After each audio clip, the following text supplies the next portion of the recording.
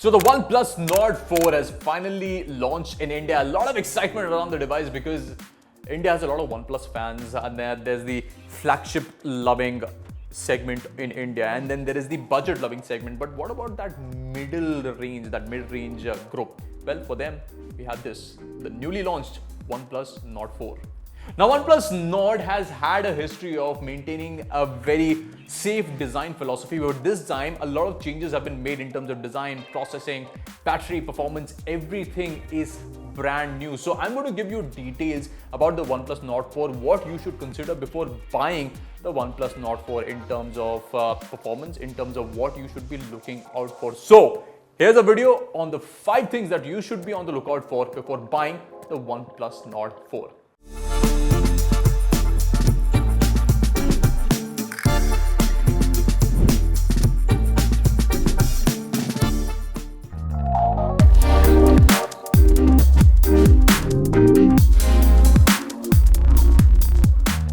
Now, first up is the design. This is a completely new design philosophy. There was a lot of conversation around unibody metal designs going out of the market. People preferred glass or plastic, cost saving, a lot of features, but OnePlus has said, okay, let's just throw all of that out of the window and bring back metal, and I love this design.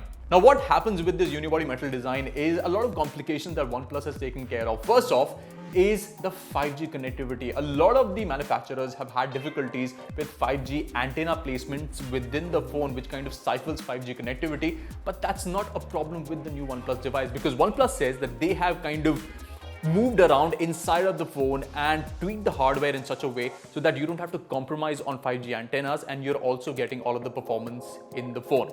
They've also tweaked the camera placement and the motherboard in such a way so that all of the hardware is put in place, so they don't compromise on the metal and also the hardware. Now, I know a lot of people will complain about the fact that the metal makes the phone heavier. Yes, it does, because it's all metal, but remember, you are getting a glossy finish on the phone, which looks very premium, and also for the fact that it's not that heavy. Under 200 grams, I think, for a design on a phone like this with, by the way, 5500 mAh battery. It's a good job. So overall design, I feel, is pretty nice, comprehensive, light on the hands, not that overwhelming. If you want a cover, the box gets a cover. So stop complaining, you're getting a metal phone. It's the return of the metal unibody. I think people should celebrate, and I think OnePlus has really done a good job bringing back this design philosophy.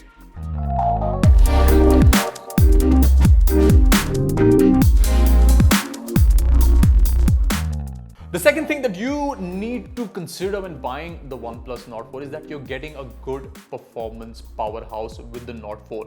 The new chipset comes in from the older one. The Dimensity 9000 now gets an upgrade. You're moving to the Qualcomm ecosystem. This one gets a new 7 Plus Gen 3 Snapdragon chipset, which has just taken the performance to another level. Now, in terms of comparisons, you get the same chipset on the Realme GT60, and the comprehensive scores in the benchmarks are like this. Yes, it does lag a bit behind in terms of the Antutu scores, but it has made up pretty well in the Geekbench scores, which tells you the prowess of the performance that the OnePlus Nord has. I think that if people are looking for a comprehensive powerhouse, do a lot of multitasking, have a lot of videos to make, game on their phones, the OnePlus Nord 4 can live up to your expectations. It is a good phone. I've been using it for a while now, and I think you will not have any complaints if you want power in your phone. The other big thing is the software. Yes, OnePlus has promised that you're getting 4 years of software updates and 2 years of security with this device, which kind of ups the game. A lot of people complain that they don't get longevity with their phone, but with the software and the security updates that this one is offering, you definitely get a good deal. And on top of that, AI now finally comes to the OnePlus ecosystem, because you get the chipset and the AI features kind of come bundled with it. In this phone, you get AI transcribing for audio recordings. When you're in a meeting, you're recording it on the voice recorder, it can transcribe now within the device, and also you get the magic eraser. Yes, it's existed for such a long time, but OnePlus says, well, hey, here you go. But the advantage with the new 7 Plus Gen 3 is that if there are any future updates in terms of AI, the chipset can take it. So it is future ready. You don't have to worry about any AI updates because the OnePlus will be capable of getting those features as well. Another feature is the AI link boost, which the phone gets. Usually there are places where the network is a bit dicey and you don't get good connectivity, but the AI in the phone kind of boosts the mobile network in a way that you get better connectivity. I tried it in certain places. Yes, where there is no network, you will not get any network, but in those spots where network is a bit low, the AI does help boost it up a little. Now the phone gets multiple RAM variants. You have 8GB and 12GB, and the storage starts at 128GB all the way up to 256GB. These are the options, and I think there's no complaining here in terms of what you're getting hardware-wise.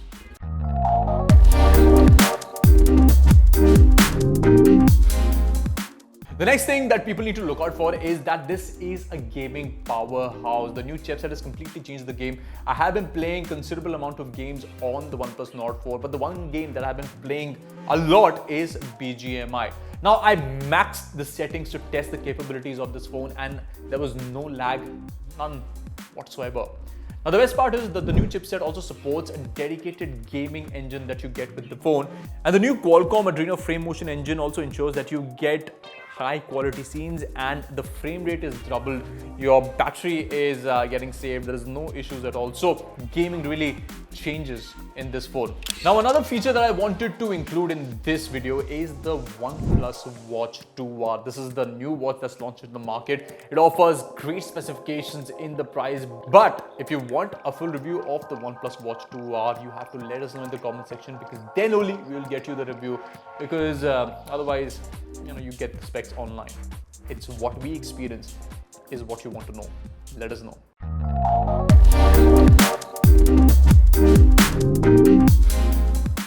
The next thing I want to talk about is low light photography. Now, every time people complain, I'm sure that a lot of people that OnePlus hasn't upped their photography game.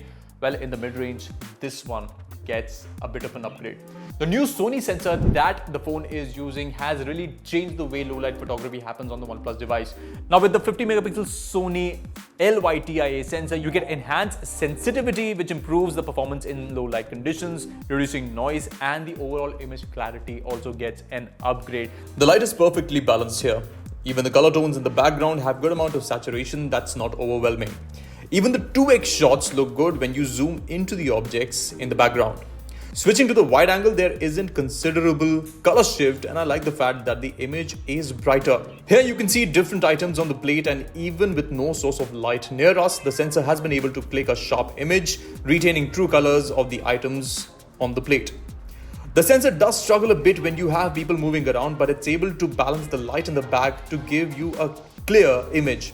You can even read the text. Clicking this one needs stable hands as you need to control the shutter, but the OIS lens support to make this image sharper and noise free. Now this shot is what impressed me the most. The aperture here is set to f1.8 and ISO at 12,800.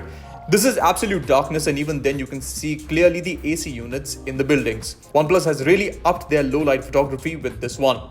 The wide angle lens isn't as impressive, but more stable hands might be able to get you a better shot. Even selfies in low light look good with the 16 megapixel snapper, and if you want a crisp portrait shot in daylight, you won't be disappointed. Daylight compositions aren't that bad. The subjects retain their true colors and give you enough dynamic range and sharp images even when clicking landscapes.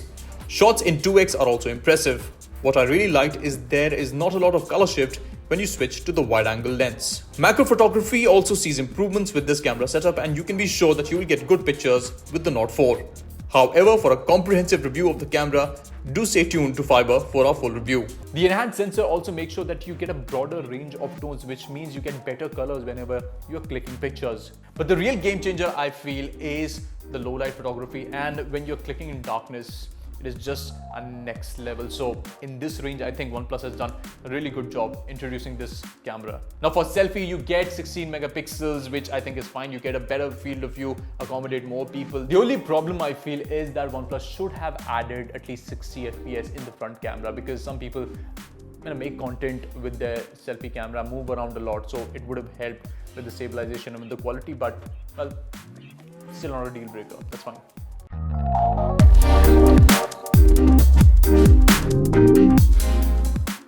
Now the next big feature I want to talk about is the battery. 5500 mAh in this form factor, and on top of that you're getting 100-watt fast charging. Now this is the charging time that we recorded, and I must say it is damn fast. Now the one thing good with OnePlus phones is that the battery management is up to the mark. I was able to use multiple applications, run benchmarks, play games, and I did all of that within a day and a half. I could have stretched it to 2 days, but I mean, I was testing the phone. The good part is that there is a high efficiency mode. So if you're running high applications, heavy applications like 4K recording, high-end gaming, or multiple applications, there is a high performance mode which kind of boosts the overall performance, but it does take a toll on the battery and just heats up the device. So be careful. You don't have to use that mode every time, just when it's when you really need it. Even in normal use, you will be able to get a day and a half of battery, which I think is great.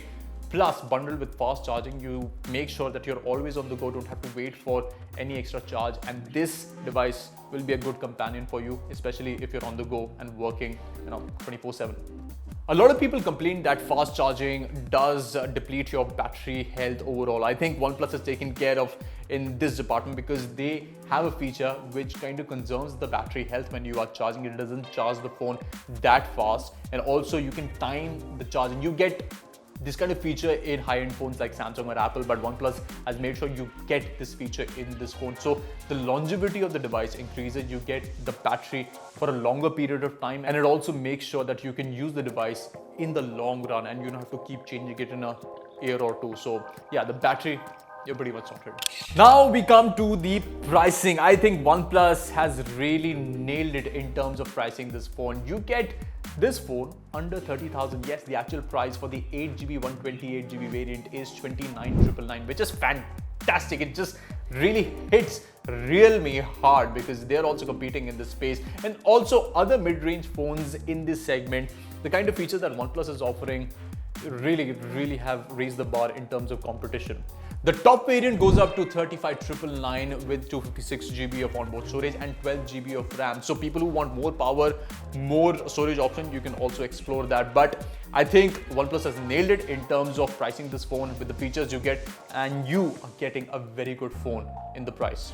So these were some of the things that I wanted to tell you before you make a final buying decision on the Nord 4. I think it's a great device and you are getting your money's worth with this one. But again, if you want to tell us anything that you like about the OnePlus Nord 4, do let us know in the comments section, because if you want comparisons, if you want any kind of other content on this phone, well, you give us the inputs, we'll make them.